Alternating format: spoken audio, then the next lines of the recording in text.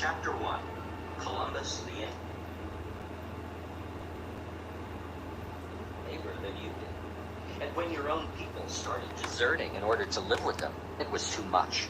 So you killed the Indians, tortured them, burned their villages, burned their cornfields. It proved your superiority in spite of your failures. And you gave similar treatment to any of your own people who succumbed to their savage ways of life. But you still did not grow much corn. Black slaves were the answer. And it was natural to consider imported blacks as slaves, even if the institution of slavery would not be regularized and legalized for several decades. Because by 1619, 1 million blacks had already been brought from Africa to South America and the Caribbean, to the Portuguese and Spanish colonies to work as slaves. 50 years before Columbus, the Portuguese took 10 African blacks to Lisbon. This was the start of a regular trade in slaves. African blacks had been stamped as slave labor for 100 years. So it would have been strange if those 20 blacks, forcibly transported to Jamestown and sold as objects to settlers anxious for a steadfast source of labor, were considered as anything but slaves. Their helplessness made enslavement easier. The Indians were on their own land. The whites were in their own European culture. The blacks had been torn from their land and culture, forced into a situation where the heritage of language, dress, custom, family relations was bit by bit obliterated, except for the remnants that blacks could hold on to by sheer, extraordinary persistence. Was their culture inferior, and so subject to easy destruction? Inferior in military capability, yes. Vulnerable to whites with guns and ships. But in no other way, except that cultures that are different are often taken as inferior, especially when such a judgment is practical and profitable. Even militarily, while the Westerners could secure forts on the African coast, they were unable to subdue the interior and had to come to terms with its chiefs. The African civilization was as advanced in its own way as that of Europe. In certain ways, it was more admirable, but it also included cruelties, hierarchical privilege, and the readiness to sacrifice human lives for religion or profit. It was a civilization of 100 million people, using iron implements and skilled in farming. It had large urban centers and remarkable achievements in weaving, ceramics, sculpture. European travelers in the 16th century were impressed with the African kingdoms of Timbuktu and Mali, already stable and organized at a time when European states were just beginning to develop into the modern nation. In 1563, Ramusio, secretary to the rulers in Venice, wrote to the Italian merchants, "Let them go and do business with the king of Timbuktu and Mali, and there is no doubt that they will be well received there with their ships and their goods, and treated well and granted the favors that they ask." A Dutch report around 1602 on the West African kingdom of Benin said, "The town seemeth to be very great when you enter it. You go into a great broad street, not paved, which seemeth to be 7 or 8 times broader than the Warmo Street in Amsterdam. The houses in this town stand in good order, one close and even with the other, as the houses in Holland stand." The inhabitants of the Guinea coast were described by one traveler around 1680 as very civil and good-natured people, easy to be dealt with, condescending to what Europeans require of them in a civil way, and very ready to return double the presents we make them. Africa had a kind of feudalism, like Europe, based on agriculture, and with hierarchies of lords and vassals. But African feudalism did not come, as did Europe's, out of the slave societies of Greece and Rome, which had destroyed ancient tribal life. In Africa, tribal life was still powerful, and some of its better features, a communal spirit, more kindness in law and punishment, still existed. And because the lords did not have the weapons that European lords had, they could not command obedience as easily. In his book, The African Slave Trade, Basil Davidson contrasts law in the Congo in the early 16th century with law in Portugal and England. In those European countries where the idea of private property was becoming powerful, theft was punished brutally. In England, even as late as 1740, a child could be hanged for stealing a rag of cotton. But in the Congo, communal life persisted. The idea of private property was a strange one, and thefts were punished with fines or various degrees of servitude. A Congolese leader told of the Portuguese legal codes asked a Portuguese once, teasingly, "What is the penalty in Portugal for anyone who puts his feet on the ground?" Slavery existed in the African states, and it was sometimes used by Europeans to justify their own slave trade. But, as Davidson points out, the slaves of Africa were more like the serfs of Europe. In other words, like most of the population of Europe. It was a harsh servitude, but they had rights which slaves brought to America did not have, and they were altogether different from the human cattle of the slave ships and the American plantations. In the Ashanti Kingdom of West Africa, one observer noted that a slave might marry, own property, himself own a slave, swear an oath, be a competent witness, and ultimately become heir to his master. An Ashanti slave, 9 cases out of 10, possibly became an adopted member of the family, and in time his descendants so merged and intermarried with the owner's kinsmen that only a few would know their origin. One slave trader, John Newton, who later became an anti-slavery leader, wrote about the people of what is now Sierra Leone.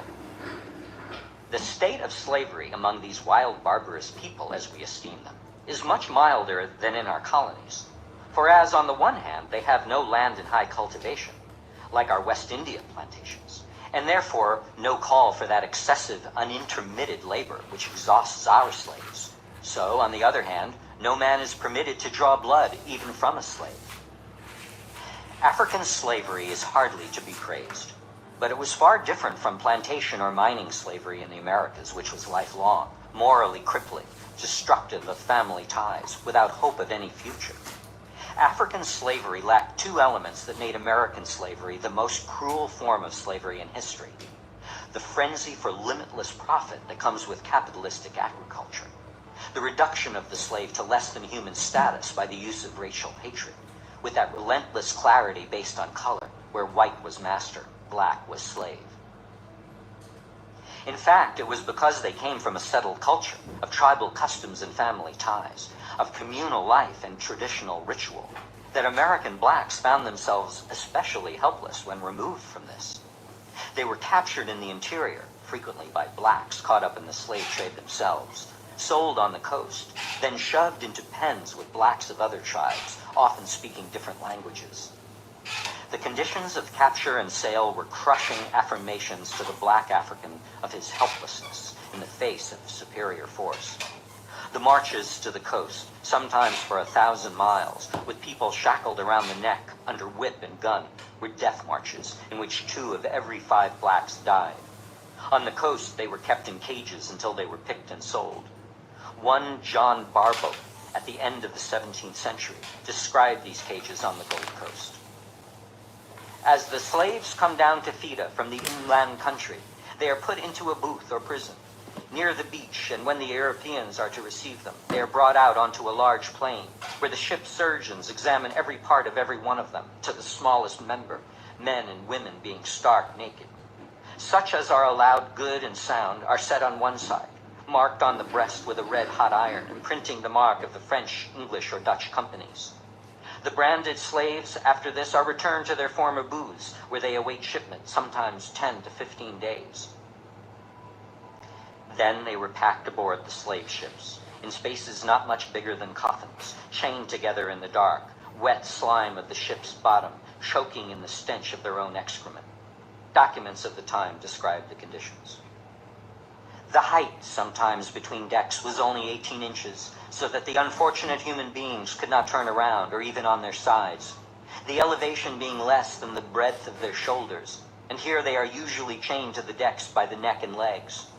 In such a place, the sense of misery and suffocation is so great that the Negroes are driven to frenzy.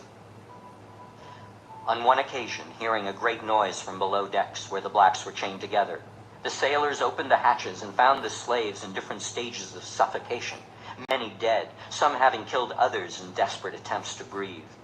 Slaves often jumped overboard to drown rather than continue their suffering. To one observer, a slave deck was so covered with blood and mucus that it resembled a slaughterhouse. Under these conditions, perhaps 1 of every 3 blacks transported overseas died. But the huge profits, often double the investment on one trip, made it worthwhile for the slave trader. and so the blacks were packed into the holds like fish. First the Dutch, then the English dominated the slave trade. By 1795, Liverpool had more than 100 ships carrying slaves and accounted for half of all the European slave trade. Some Americans in New England entered the business, and in 1637 the first American slave ship, the Desire, sailed from Marblehead. Its holds were partitioned into racks, 2 feet by 6 feet, with leg irons and bars. By 1800, 10 to 15 million blacks had been transported as slaves to the Americas, representing perhaps 1/3 of those originally seized in Africa. It is roughly estimated that Africa lost 50 million human beings to death and slavery in those centuries we call the beginnings of modern Western civilization, at the hands of slave traders and plantation owners in Western Europe and America, the countries deemed the most advanced in the world. In the year 1610, a Catholic priest in the Americas named Father Sandoval wrote back to the church functionary in Europe to ask if the capture, transport, and enslavement of African blacks was legal by church doctrine. A letter dated March 12, 1610, from Brother Louis Brandion to Father Sandoval gives the answer. Your Reverence writes me that you would like to know whether the Negroes who are sent to your parts have been legally captured. To this I reply that I think your Reverence should have no scruples on this point, because this is a matter which has been questioned by the Board of Conscience in Lisbon, and all its members are learned and conscientious men. Nor did the bishops, who are in Sao Tome, Cape Verde, and here in Loando, all learned and virtuous men, find fault with it. We have been here ourselves for 40 years, and there have been among us very learned fathers. Never did they consider the trade as illicit. Therefore, we and the fathers of Brazil buy these slaves for our service without any scruple.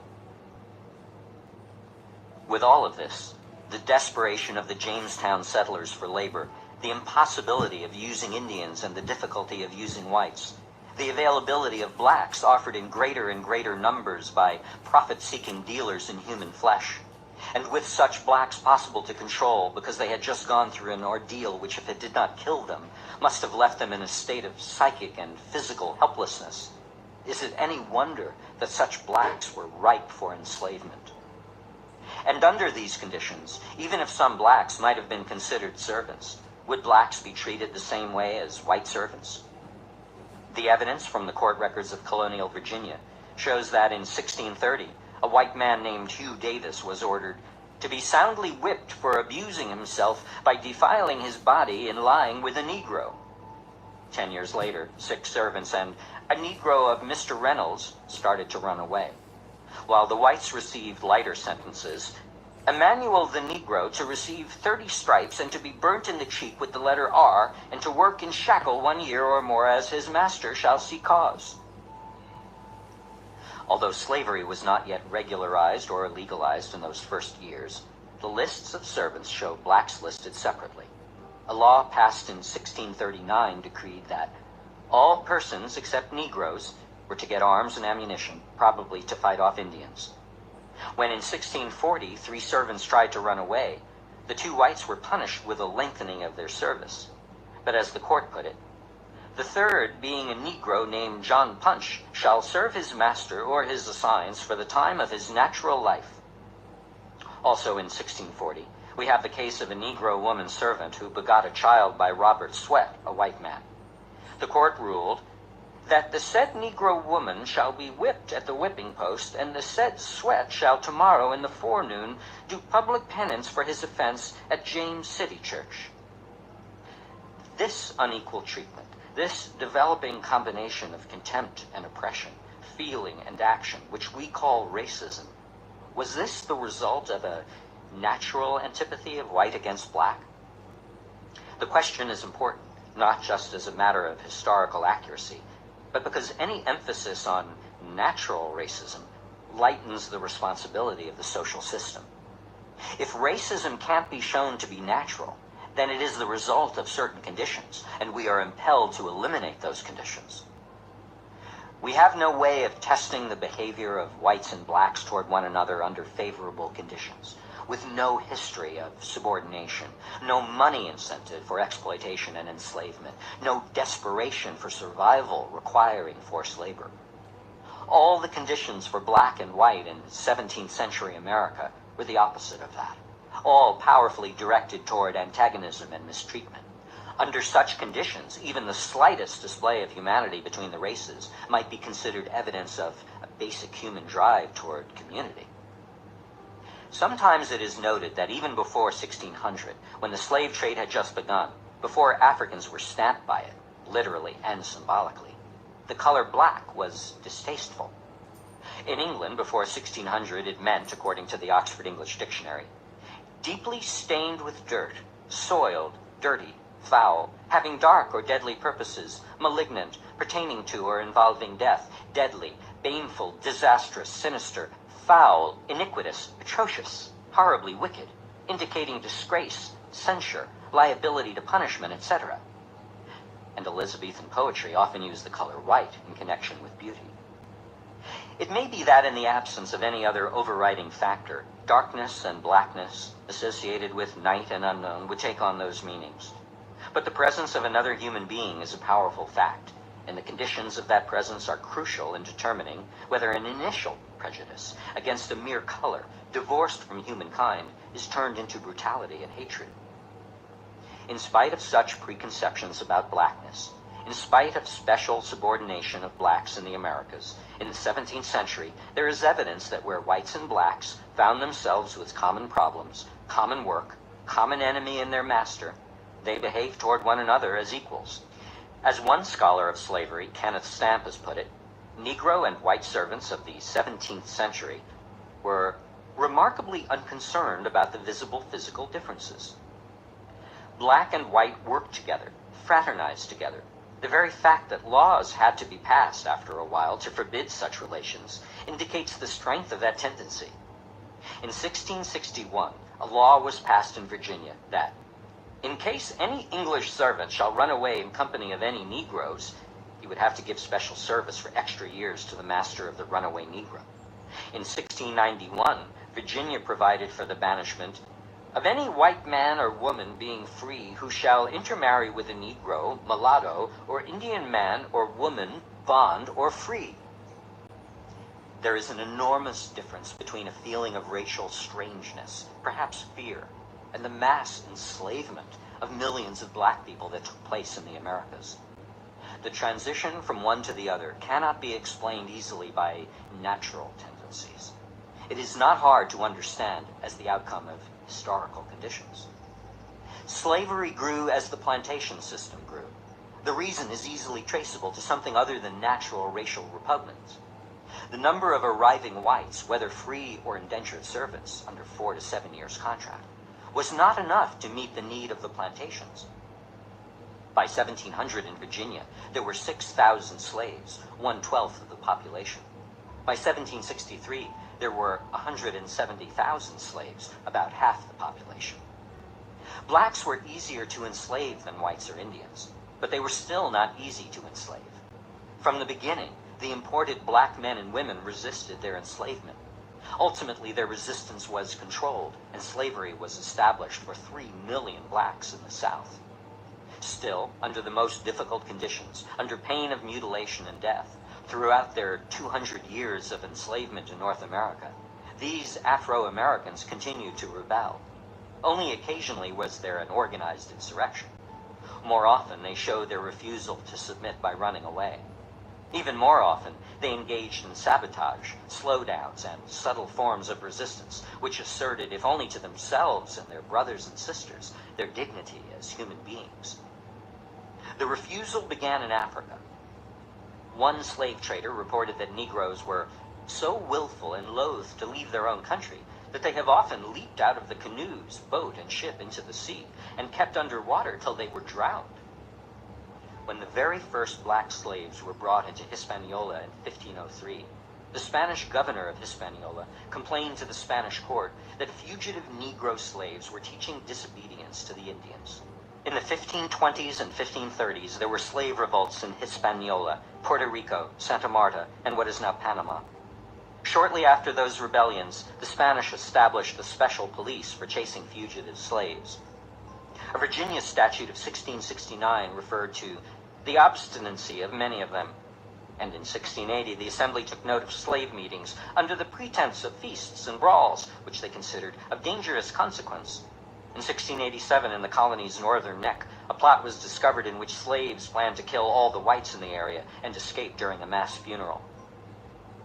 Gerald Mullen, who studied slave resistance in 18th century Virginia in his work Flight and Rebellion, reports, "The available sources on slavery in 18th century Virginia, plantation and county records, the newspaper advertisements for runaways, describe rebellious slaves and few others.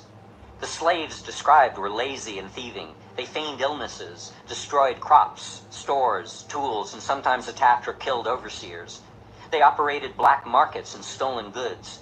Runaways were defined as various types. There were truants, who usually returned voluntarily, outlaws, and slaves who were actually fugitives, men who visited relatives, went to town to pass as free, or tried to escape slavery completely, either by boarding ships and leaving the colony, or banding together in cooperative efforts to establish villages or hideouts in the frontier.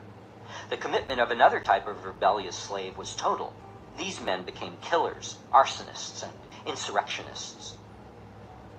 Slaves recently from Africa, still holding on to the heritage of their communal society, would run away in groups and try to establish villages of runaways out in the wilderness on the frontier. Slaves born in America, on the other hand, were more likely to run off alone, and with the skills they had learned on the plantation, try to pass as free men. In the colonial papers of England, a 1729 report from the Lieutenant Governor of Virginia to the British Board of Trade tells how a number of Negroes, about 15, formed a design to withdraw from their master and to fix themselves in the fastness of the neighboring mountains. They had found means to get into their possession some arms and ammunition, and they took along with them some provisions, their cloths, bedding, and working tools. Though this attempt had happily been defeated, it ought nevertheless to awaken us into some effectual measures. Slavery was immensely profitable to some masters.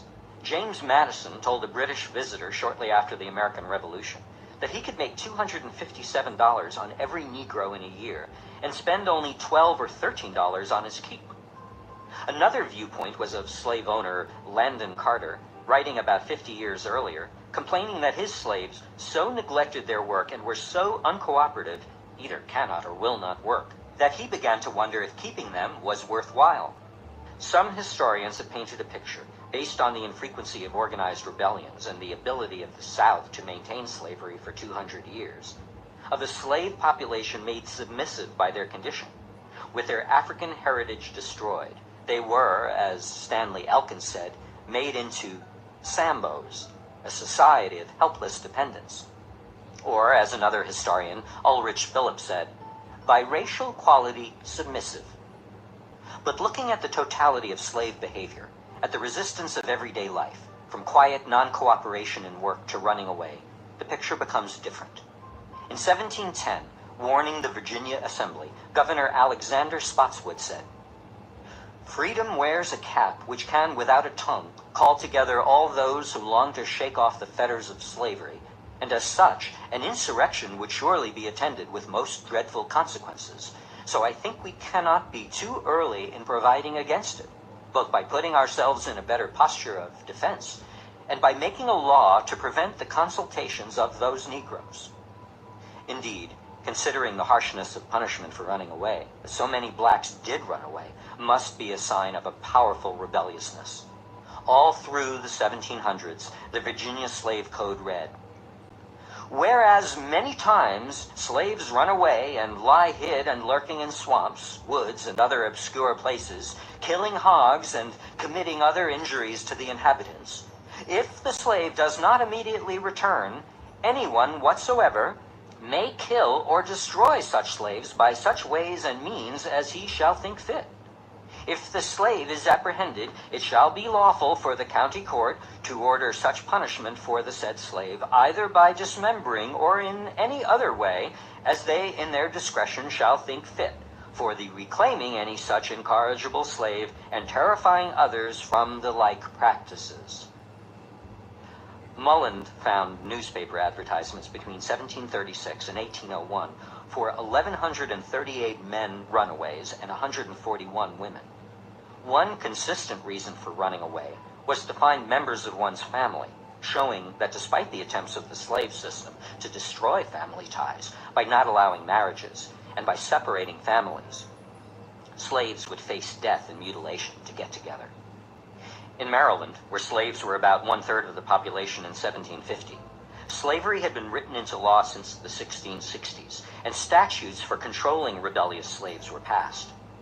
There were cases where slave women killed their masters, sometimes by poisoning them, sometimes by burning tobacco houses and homes. Punishments ranged from whipping and branding to execution, but the trouble continued. In 1742, 7 slaves were put to death for murdering their master. Fear of slave revolt seems to have been a permanent fact of plantation life. William Byrd, a wealthy Virginia slave owner, wrote in 1736, "We have already at least 10,000 men of these descendants of Ham fit to bear arms, and these numbers increase every day, as well by birth as by importation. And in case there should arise a man of desperate fortune, he might with more advantage than Catiline kindle a servile war, and tinge our rivers, wide as they are, with blood." It was an intricate and powerful system of control that the slave owners developed to maintain their labor supply and their way of life, a system both subtle and crude, involving every device that social orders employ for keeping power and wealth where it is. As Kenneth Stamp puts it, "A wise master did not take seriously the belief that Negroes were natural-born slaves. He knew better. He knew that Negroes freshly imported from Africa had to be broken into bondage, that each succeeding generation had to be carefully trained. This was no easy task, for the bondsman rarely submitted willingly. Moreover, he rarely submitted completely.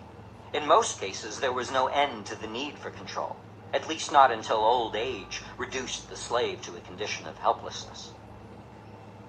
The system was psychological and physical at the same time. The slaves were taught discipline, were impressed again and again with the idea of their own inferiority, to know their place, to see blackness as a sign of subordination, to be awed by the power of the master, to merge their interest with the master's, destroying their own individual needs. To accomplish this, there was the discipline of hard labor, the breakup of the slave family, the lulling effects of religion, which sometimes led to great mischief, as one slaveholder reported, the creation of disunity among slaves by separating them into field slaves and more privileged house slaves, and finally the power of law and the immediate power of the overseer to invoke whipping, burning, mutilation, and death. Dismemberment was provided for in the Virginia Code of 1705. Maryland passed a law in 1723 providing for cutting off the ears of blacks who struck whites, and that for certain serious crimes, slaves should be hanged and the body quartered and exposed. Still, rebellions took place, not many, but enough to create constant fear among white planters. The first large-scale revolt in the North American colonies took place in New York in 1712. In New York, slaves were 10% of the population, the highest proportion in the northern states, where economic conditions usually did not require large numbers of field slaves. About 25 blacks and 2 Indians set fire to a building, then killed 9 whites who came on the scene. They were captured by soldiers, put on trial, and 21 were executed. The governor's report to England said, "Some were burnt, others were hanged, 1 broke on the wheel, and 1 hung alive in chains in the town. 1 had been burned over a slow fire for 8 to 10 hours. All this to serve notice to other slaves." A letter to London from South Carolina in 1720 reports, "I am now to acquaint you that very lately we have had a very wicked and barbarous plot of the design of the Negroes rising, with a design to destroy all the white people in the country, and then to take Charlestown in full body. But it pleased God it was discovered, and many of them taken prisoners, and some burnt, and some hanged, and some banished." Around this time there were a number of fires in Boston and New Haven, suspected to be the work of Negro slaves. As a result, 1 Negro was executed in Boston, and the Boston Council ruled that any slaves who on their own gathered in groups of 2 or more were to be punished by whipping. At Stono, South Carolina, in 1739, about 20 slaves rebelled, killed 2 warehouse guards, stole guns and gunpowder, and headed south, killing people in their way and burning buildings. They were joined by others until there were perhaps 80 slaves in all, and according to one account of the time, they called out liberty, marched on with colors displayed and two drums beating. The militia found and attacked them.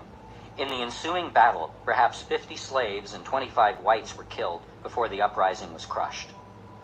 Herbert Aptheker, who did detailed research on slave resistance in North America for his book American Negro Slave Revolts, found about 250 instances where a minimum of 10 slaves joined in a revolt or conspiracy. From time to time, whites were involved in the slave resistance. As early as 1663, indentured white servants and black slaves in Gloucester County, Virginia, formed a conspiracy to rebel and gain their freedom. The plot was betrayed and ended with executions. Mullen reports that the newspaper notices of runaways in Virginia often warned ill-disposed whites about harboring fugitives. Sometimes slaves and free men ran off together or cooperated in crimes together. Sometimes black male slaves ran off and joined white women. From time to time, white ship captains and watermen dealt with runaways, perhaps making the slave a part of the crew.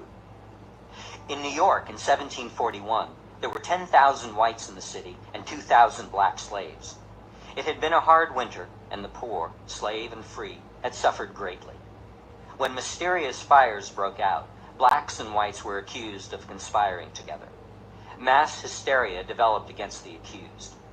After a trial full of lurid accusations by informers and forced confessions, 2 white men and 2 white women were executed. 18 slaves were hanged, and 13 slaves were burned alive. Only one fear was greater than the fear of black rebellion in the new American colonies. That was the fear that discontented whites would join black slaves to overthrow the existing order. In the early years of slavery, especially before racism as a way of thinking was firmly ingrained, while white indentured servants were often treated as badly as black slaves, there was a possibility of cooperation. As Edmund Morgan sees it, there are hints that the two despised groups initially saw each other as sharing the same predicament. It was common, for example, for servants and slaves to run away together, steal hogs together, get drunk together. It was not uncommon for them to make love together. In Bacon's rebellion, one of the last groups to surrender was a mixed band of 80 Negroes and 20 English servants. As Morgan says, masters, initially at least, perceived slaves in much the same way they had always perceived servants: shiftless, irresponsible, unfaithful, ungrateful, dishonest. And if freemen with disappointed hopes should make common cause with slaves of desperate hope, the results might be worse than anything Bacon had done. And so measures were taken. About the same time that slave codes involving discipline and punishment were passed by the Virginia Assembly. Virginia's ruling class, having proclaimed that all white men were superior to black, went on to offer their social but white inferiors a number of benefits previously denied them. In 1705, a law was passed requiring masters to provide white servants whose indenture time was up with 10 bushels of corn, 30 shillings, and a gun, while women servants were to get 15 bushels of corn and 40 shillings. Also, the newly freed servants were to get 50 acres of land. Morgan concludes, once the small planter felt less exploited by taxation and began to prosper a little, he became less turbulent, less dangerous, more respectable. He could begin to see his big neighbor not as an extortionist, but as a powerful protector of their common interests. We see now a complex web of historical threads to ensnare blacks for slavery in America. The desperation of starving settlers, the special helplessness of the displaced African, the powerful incentive of profit for slave trader and planter, the temptation of superior status for poor whites, the elaborate controls against escape and rebellion, the legal and social punishment of black and white collaboration. The point is that the elements of this web are historical, not natural. This does not mean that they are easily disentangled, dismantled. It means only that there is a possibility for something else, under historical conditions not yet realized. And one of these conditions would be the elimination of that class exploitation which has made poor whites desperate for small gifts of status and has prevented that unity of black and white necessary for joint rebellion and reconstruction. Around 1700, the Virginia House of Burgesses declared, The Christian servants in this country, for the most part, consists of the worser sort of the people of Europe. And since such numbers of Irish and other nations have been brought in, of which a great many have been soldiers in the late wars, that, according to our present circumstances, we can hardly govern them, and if they were fitted with arms and had the opportunity of meeting together by musters, we have just reason to fear as they may rise upon us. It was a kind of class consciousness, a class fear. There were things happening in early Virginia and in the other colonies to warrant it.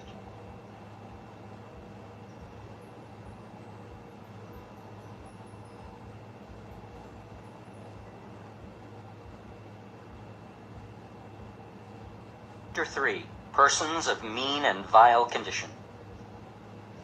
In 1676, 70 years after Virginia was founded, 100 years before it supplied leadership for the American Revolution, that colony faced a rebellion of white frontiersmen, joined by slaves and servants, a rebellion so threatening that the governor had to flee the burning capital of Jamestown, and England decided to send 1,000 soldiers across the Atlantic, hoping to maintain order among 40,000 colonists. This was Bacon's rebellion. After the uprising was suppressed, its leader Nathaniel Bacon dead and his associates hanged, Bacon was described in a Royal Commission report.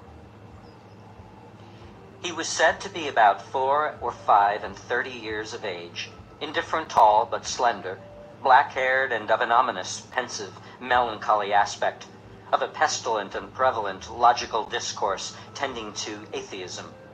He seduced the vulgar and most ignorant people to believe, 2/3 of each county being of that sort, so that their whole hearts and hopes were set now upon Bacon.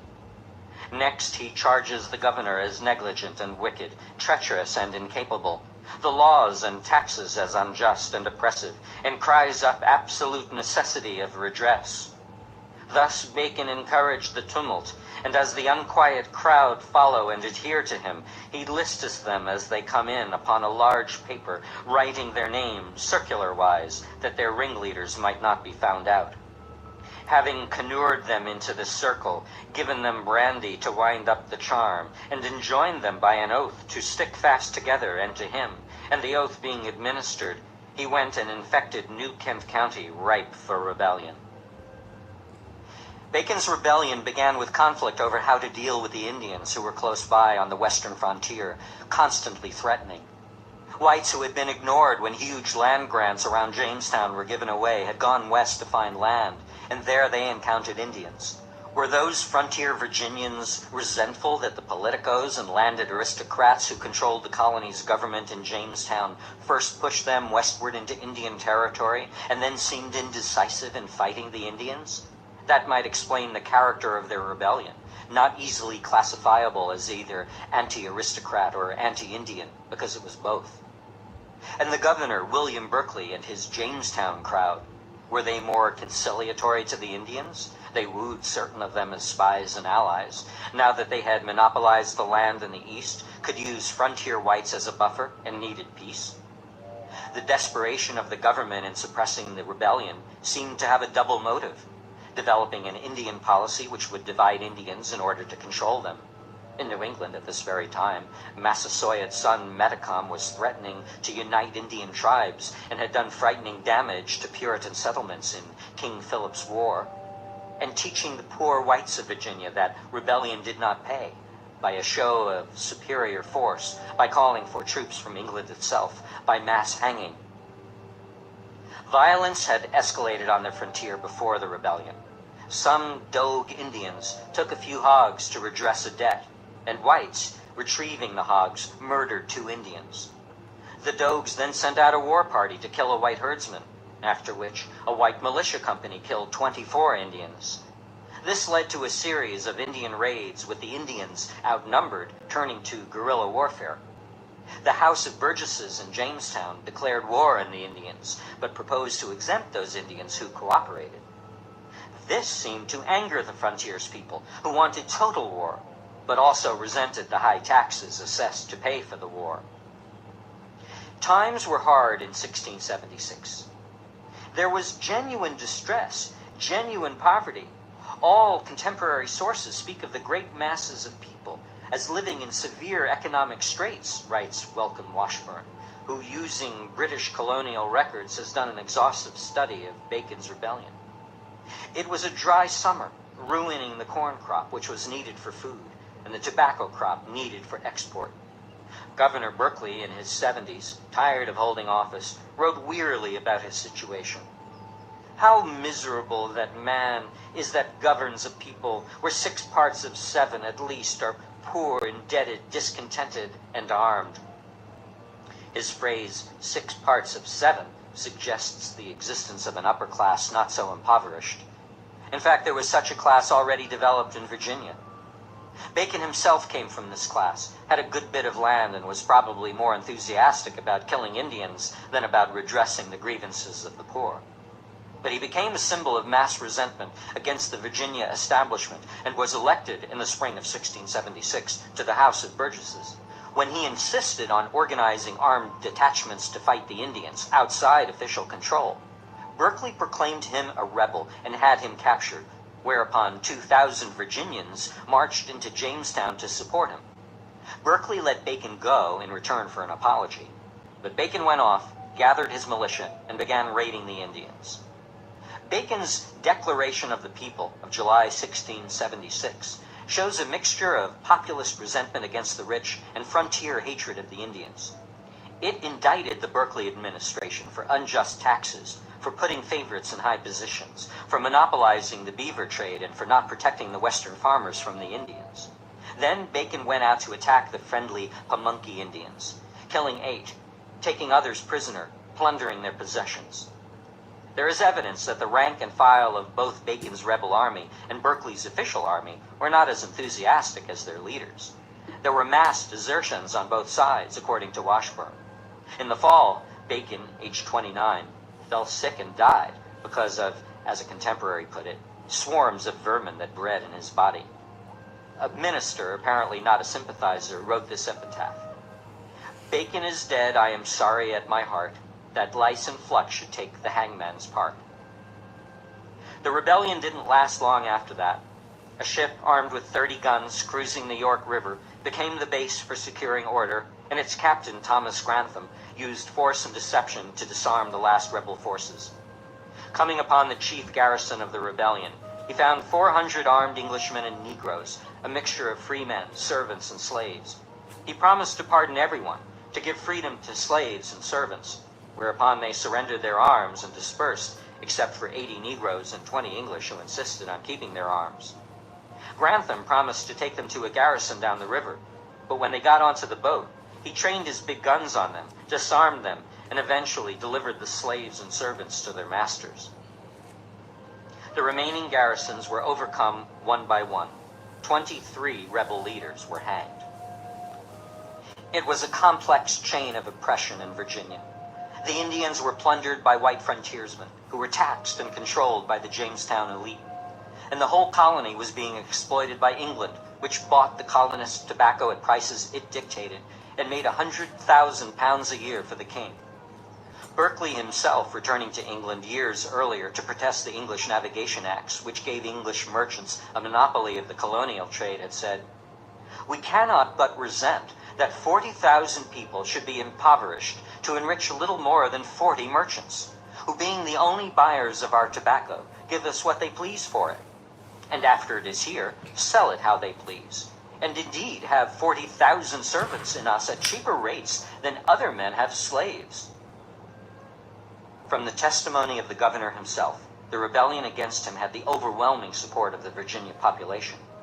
A member of his council reported that the defection was almost general, and laid it to the lewd dispositions of some persons of desperate fortunes, who had the vain hopes of taking the country wholly out of His Majesty's hands into their own.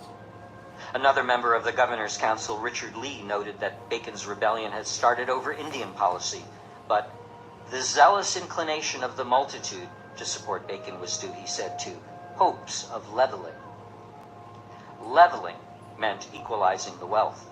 Leveling was to be behind countless actions of poor whites against the rich in all the English colonies in the century and a half before the Revolution. The servants who joined Bacon's rebellion were part of a large underclass of miserably poor whites who came to the North American colonies from European cities whose governments were anxious to be rid of them. In England, the development of commerce and capitalism in the 1500s and 1600s, the enclosing of land for the production of wool, filled the cities with vagrant poor. And from the reign of Elizabeth on, laws were passed to punish them, imprison them in workhouses, or exile them. The Elizabethan definition of rogues and vagabonds included all persons calling themselves scholars going about begging, all seafaring men pretending losses of their ships or goods on the sea, going about the country begging, all idle persons going about in any country either begging or using any subtle craft or unlawful games, common players of interludes and minstrels wandering abroad, all wandering persons and common laborers, being persons able in body, using loitering and refusing to work for such reasonable wages as is taxed or commonly given. Such persons found begging could be stripped to the waist and whipped bloody, could be sent out of the city, sent to workhouses, or transported out of the country. In the 1600s and 1700s, by forced exile, by lures, promises, and lies, by kidnapping, by their urgent need to escape the living conditions of the home country, poor people wanting to go to America became commodities of profit for merchants, traders, ship captains, and eventually their masters in America. Abbott Smith, in his study of indentured servitude, colonists in bondage, writes, "From the complex pattern of forces producing emigration to the American colonies, one stands out clearly as most powerful in causing the movement of servants. This was the pecuniary profit to be made by shipping them. After signing the indenture, in which the immigrants agreed to pay their cost of passage by working for a master for 5 or 7 years, they were often imprisoned until the ship sailed to make sure they did not run away. In the year 1619, the Virginia House of Burgesses, born that year, as the first representative assembly in America, it was also the year of the first importation of black slaves, provided for the recording and enforcing of contracts between servants and masters. As in any contract between unequal powers, the parties appeared on paper as equals, but enforcement was far easier for master than for servant. The voyage to America lasted 8, 10, or 12 weeks, and the servants were packed into ships with the same fanatic concern for profits that marked the slave ships. If the weather was bad and the trip took too long, they ran out of food.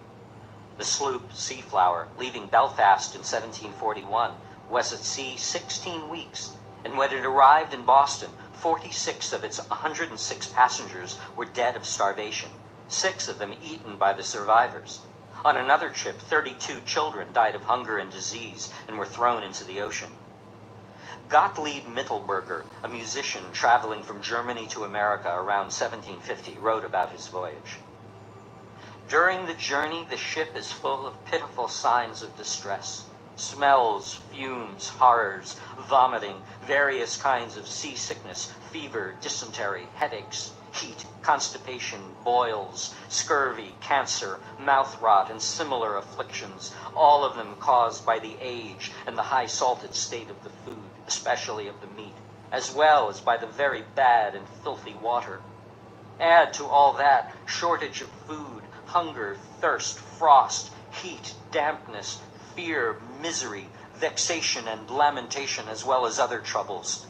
On board our ship, on a day on which we had a great storm, a woman about to give birth and unable to deliver under the circumstances was pushed through one of the portholes into the sea." Indentured servants were bought and sold like slaves. An announcement in the Virginia Gazette, March 28, 1771, read, "Just arrived at Leedstown, the ship Justitia, with about 100 healthy servants, men, women, and boys. The sale will commence on Tuesday, the 2nd of April." Against the rosy accounts of better living standards in the Americas, one must place many others. Like one immigrant's letter from America, "Whoever is well off in Europe better remain there. Here is misery and distress, same as everywhere, and for certain persons and conditions, incomparably more than in Europe."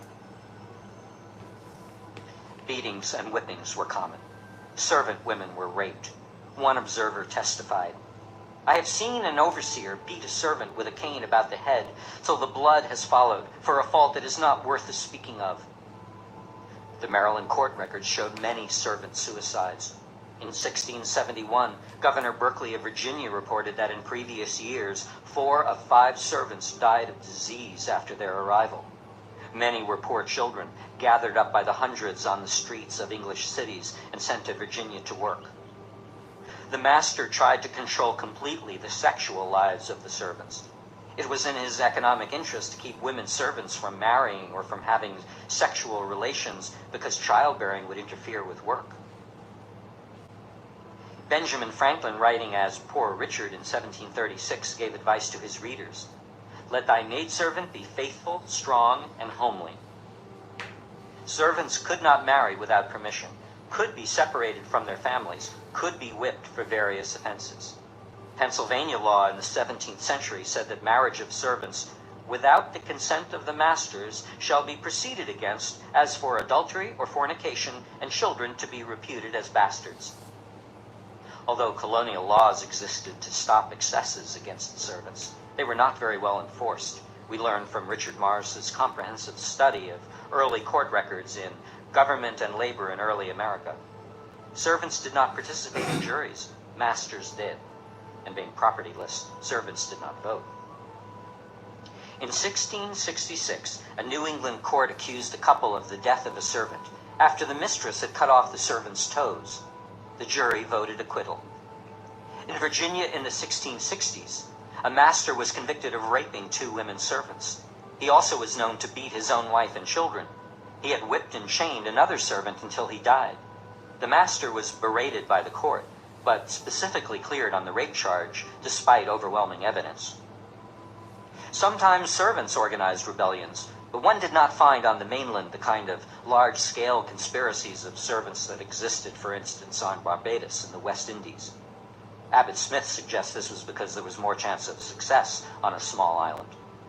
However, in York County, Virginia in 1661, a servant named Isaac Friend proposed to another, after much dissatisfaction with the food, that they get a matter of 40 of them together and get guns, and he would be the first and lead them and cry as they went along, who would be for liberty and free from bondage, and that there would be enough come to them, and they would go through the country and kill those that made any opposition, and that they would either be free or die for it. The scheme was never carried out. But 2 years later, in Gloucester County, the servants again planned a general uprising. One of them gave the plot away, and 4 were executed. The informer was given his freedom and 5,000 pounds of tobacco. Despite the rarity of servants' rebellions, the threat was always there, and masters were fearful. Finding their situation intolerable and rebellion impractical in an increasingly organized society, servants reacted in individual ways. The files of the county courts in New England show that one servant struck at his master with a pitchfork. An apprentice servant was accused of laying violent hands upon his master and throwing him down twice and fetching blood of him, threatening to break his neck, running at his face with a chair. One maidservant was brought into court for being bad, unruly, sullen, careless, destructive, and disobedient. After the participation of servants in Bacon's rebellion, the Virginia legislature passed laws to punish servants who rebelled. The preamble to the act said, "Whereas many evil-disposed servants in these late times of a horrid rebellion, taking advantage of the looseness and liberty of the time, did depart from their service, and followed the rebels in rebellion, wholly neglecting their masters' employment, whereby the said masters have suffered great damage and injury."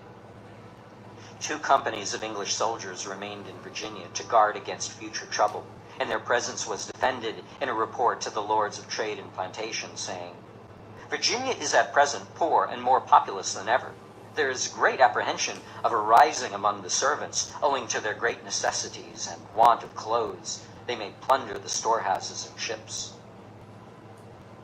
Escape was easier than rebellion.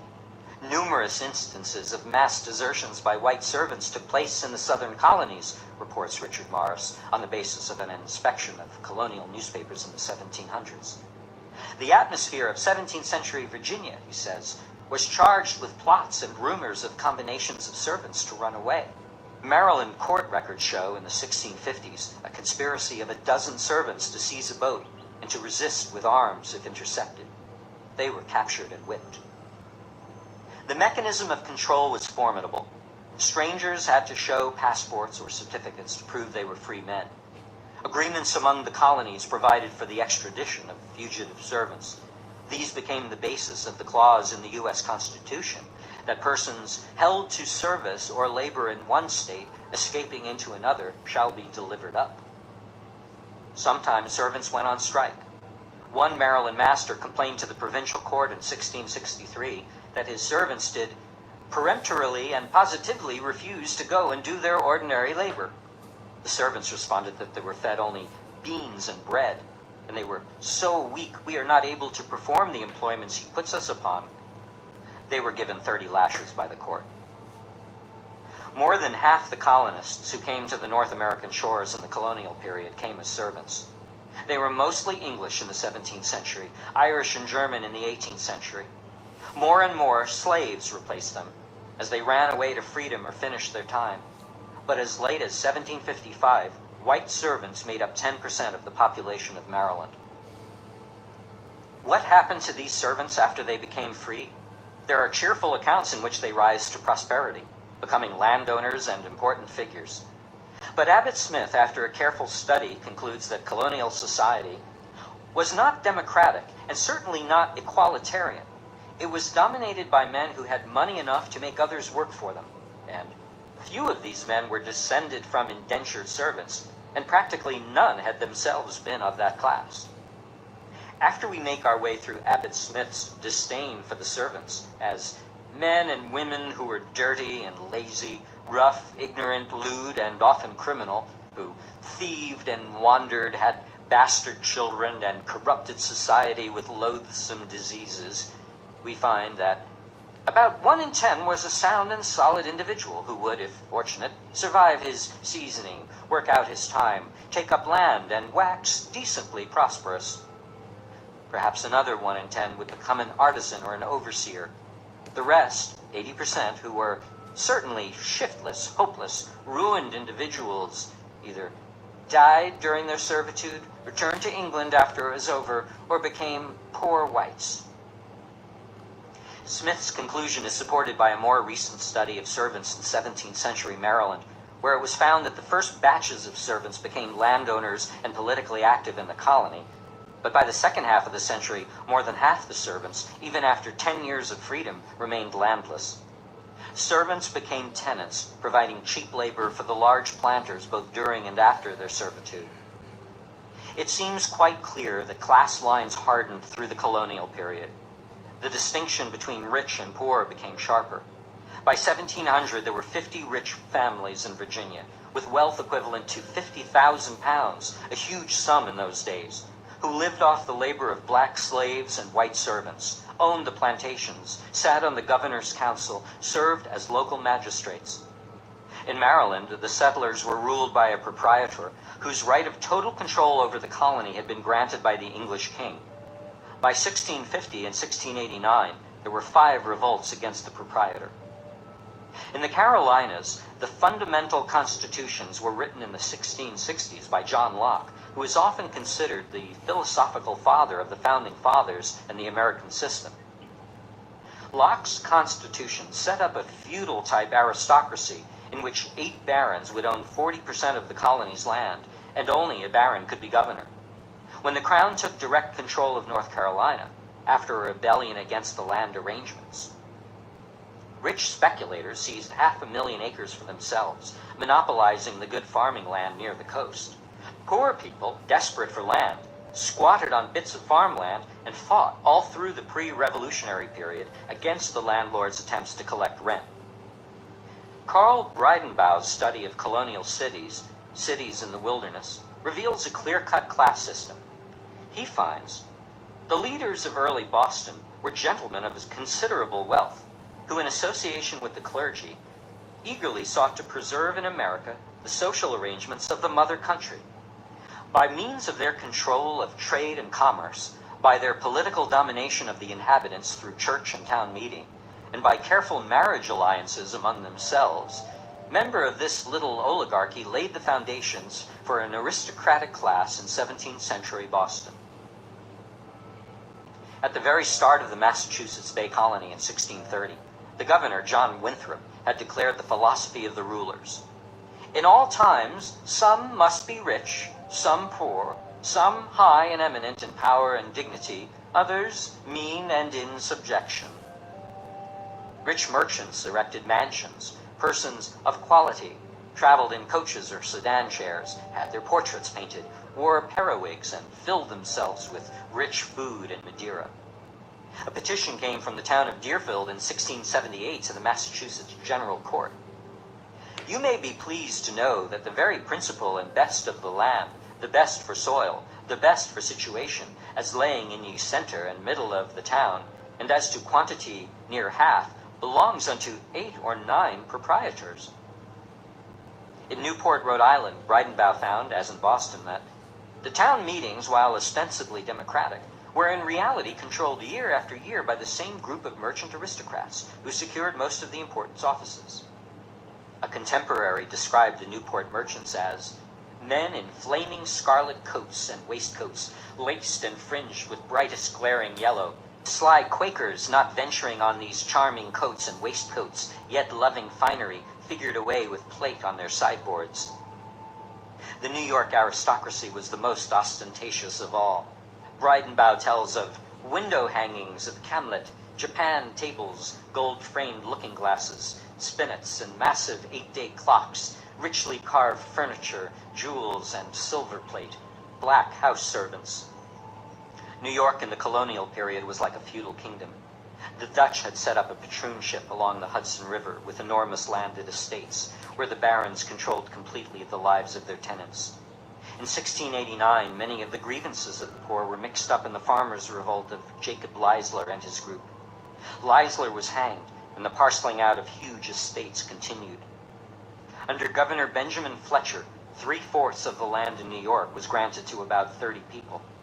He gave a friend 500,000 acres for a token annual payment of 30 shillings. Under Lord Cornbury, in the early 1700s, one grant to a group of speculators was for 2 million acres. In 1700, New York City church wardens had asked for funds from the Common Council because the cries of the poor and impotent for want of relief are extremely grievous. In the 1730s, demand began to grow for institutions to contain the many beggarly people daily suffered to wander about the streets. A city council resolution read, "Whereas the necessity, number, and continual increase of the poor within this city is very great, and frequently commit diverse misdemeanors within the said city, who living idly and unemployed become debauched and instructed in the practice of thievery and debauchery. For remedy whereof, resolve that there be forthwith built a good, strong, and convenient house and tenement." The 2-story brick structure was called Poorhouse, Workhouse, and House of Correction. A letter to Peter Zenger's New York Journal in 1737 described the poor street urchin of New York as an object in human shape, half starved with cold, with clothes out at the elbows, knees through the breeches, hair standing on end. From the age about 4 to 14, they spend their days in the streets.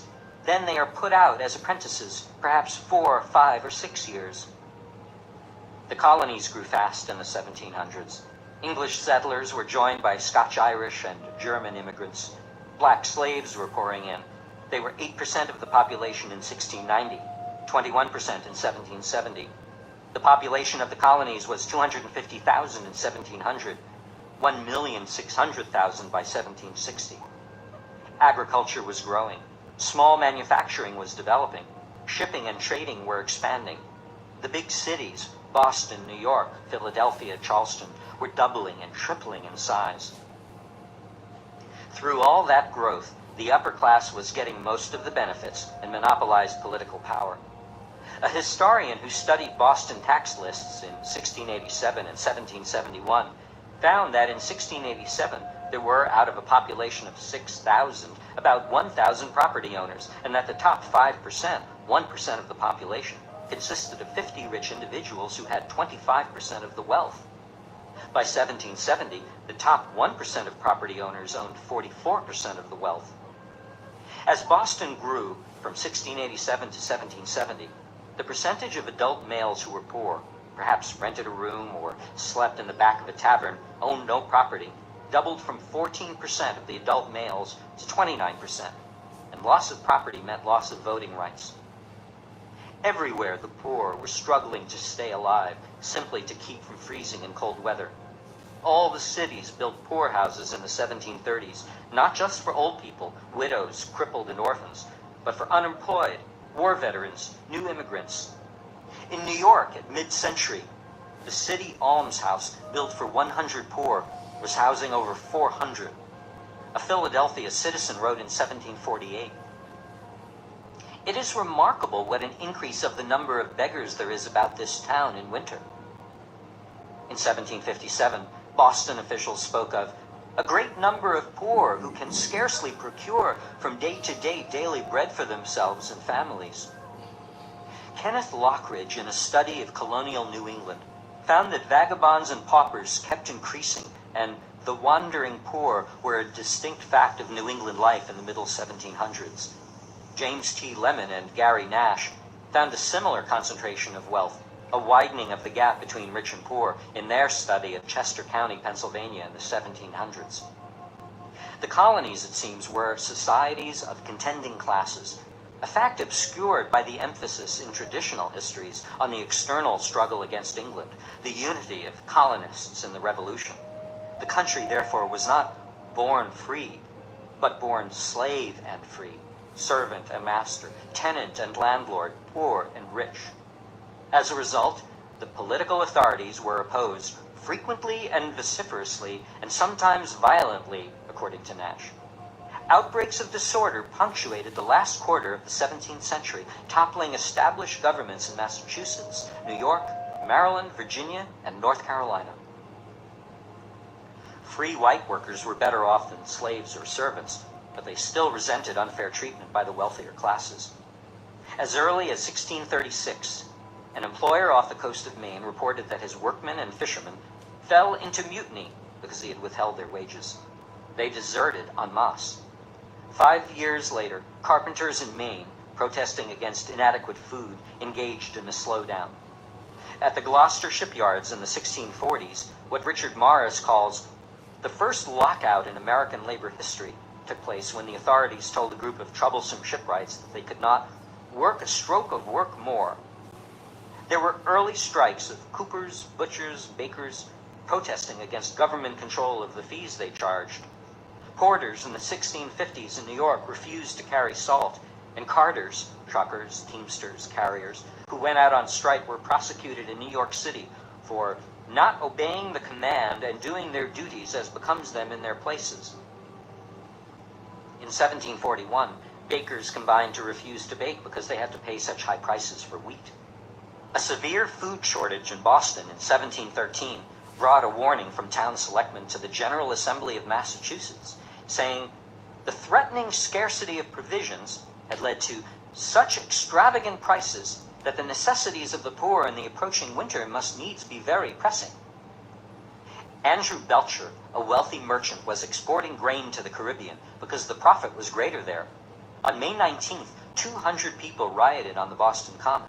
They attacked Belcher's ships, broke into his warehouses looking for corn, and shot the lieutenant governor when he tried to interfere. 8 years after the bread riot on the Common, a pamphleteer protested against those who became rich by grinding the poor, by studying how to oppress, cheat, and overreach their neighbors. He denounced the rich, great, and potent who, with rapacious violence, bear down all before them. In the 1730s, in Boston, people protesting the high prices established by merchants demolished the public market in Dock Square, while, as a conservative writer complained, murmuring against the government and the rich people. No one was arrested after the demonstrators warned that arrest would bring 500 men in solemn league and covenant who would destroy other markets set up for the benefit of rich merchants. Around the same time in New York, an election pamphlet urged New York voters to join Shuttle the Weaver, Plane the Joiner, Drive the Carter, Mortar the Mason, Tar the mariner, Snip the tailor, Small Rent the fair-minded landlord, and John Poor the tenant against. Gripe the merchant, Squeeze the shopkeeper, Spintext and Quibble the lawyer. The electorate was urged to vote out of office people in exalted stations who scorned those they called the vulgar, the mob, the herd of mechanics. In the 1730s, a committee of the Boston town meeting spoke out for Bostonians in debt who wanted paper money issued to make it easier to pay off their debts to the merchant elite. They did not want, they declared, to have our bread and water measured out to us by those who riot in luxury and wantonness on our sweat and toil. Bostonians rioted also against impressment, in which men were drafted for naval service. They surrounded the house of the governor, beat up the sheriff, locked up a deputy sheriff, and stormed the townhouse where the general court sat. The militia did not respond when called to put them down, and the governor fled. The crowd was condemned by a merchants' group as riotous, tumultuous assembly of foreign seamen, servants, Negroes, and other persons of mean and vile condition. In New Jersey in the 1740s and 1750s, poor farmers occupying land over which they and the landowners had rival claims rioted when rents were demanded of them. In 1745, Samuel Baldwin, who had long lived on his land and who held an Indian title to it, was arrested for non-payment of rent to the proprietor and taken to the Newark jail. A contemporary described what happened then. The people in general, supposing the design of the proprietors was to ruin them, went to the prison, opened the door, took out Baldwin. When two men who freed Baldwin were arrested, hundreds of New Jersey citizens gathered around the jail. A report sent by the New Jersey government to the Lords of Trade in London described the scene. Two of the new captains of the Newark companies, by the sheriff's order, went with their drums to the people, so met, and required all persons there, belonged to their companies, to follow the drums and to defend the prison, but none followed, though many were there. The multitude, between 4 and 5 o'clock in the afternoon, lighted off their horses and came towards the jail, huzzahing and swinging their clubs, till they came within reach of the guard, struck them with their clubs, and the guard, having no orders to fire, returned the blows with their guns, and some were wounded on both sides, but none killed. The multitude broke the ranks of the soldiers and pressed on the prison door where the sheriff stood with a sword and kept them off, till they gave him several blows and forced him out from thence. They then, with axes and other instruments, broke open the prison door and took out the 2 prisoners, as also one other prisoner that was confined for debt and went away. Through this period, England was fighting a series of wars. Queen Anne's War in the early 1700s, King George's War in the 1730s.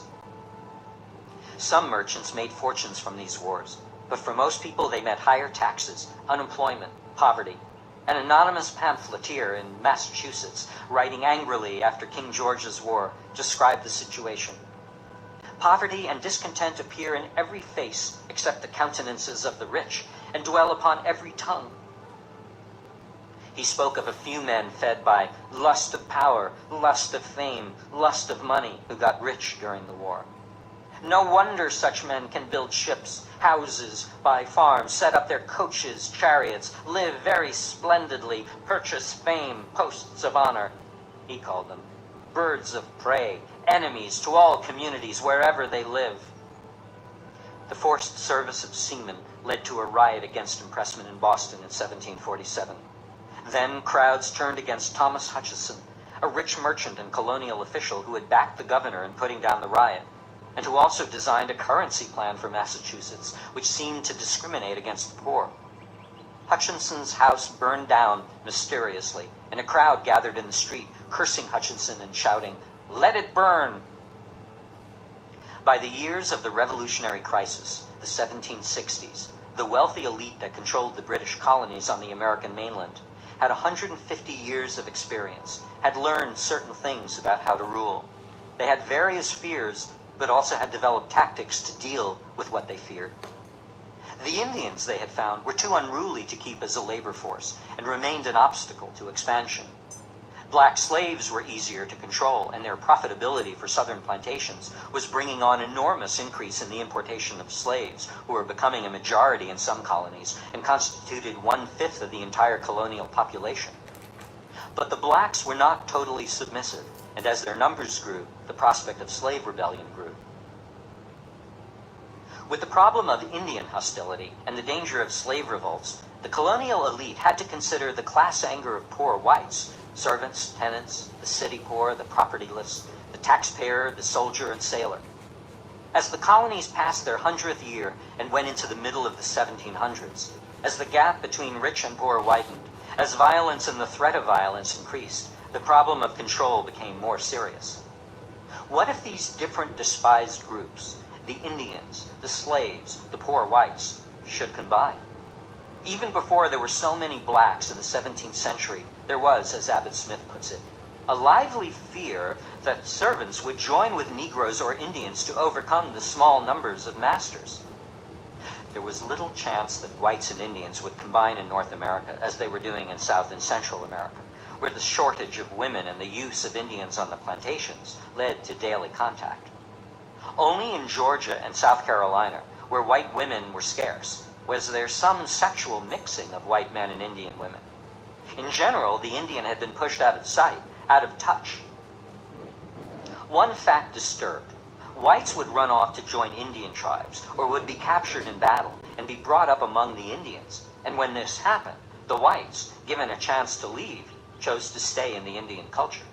Indians, having the choice, almost never decided to join the whites.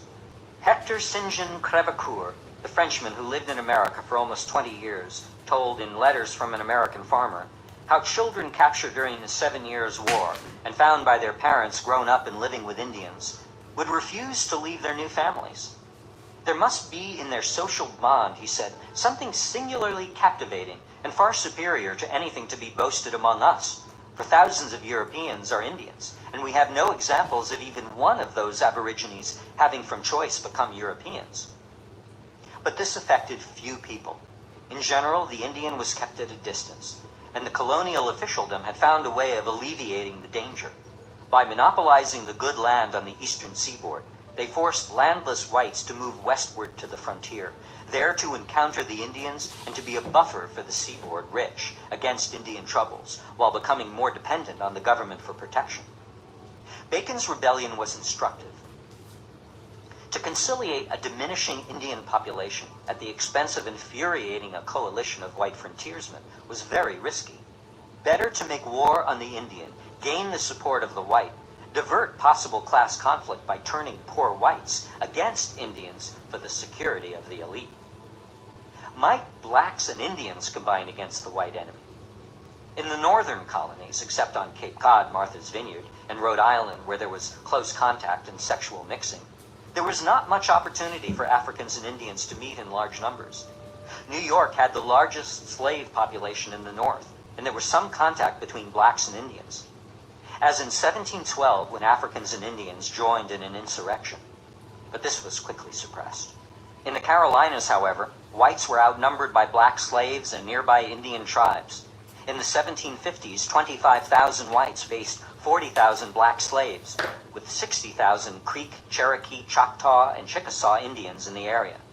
Gary Nash writes, Indian uprisings that punctuated the colonial period, and a succession of slave uprisings and insurrectionary plots that were nipped in the bud, kept South Carolinians sickeningly aware that only through the greatest vigilance and through policies designed to keep their enemies divided could they hope to remain in control of the situation. The white rulers of the Carolinas seemed to be conscious of the need for a policy, as one of them put it, to make Indians and Negroes a check upon each other, lest by their vastly superior numbers we should be crushed by one or the other. And so, laws were passed prohibiting free blacks from traveling in Indian country. Treaties with Indian tribes contained clauses requiring the return of fugitive slaves. Governor Littletown of South Carolina wrote in 1738, "It has always been the policy of this government to create an aversion in them, Indians, to Negroes."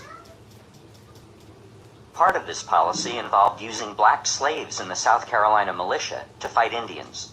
Still, the government was worried about black revolt, and during the Cherokee War in the 1760s, a motion to equip 500 slaves to fight the Indians lost in the Carolina Assembly by a single vote.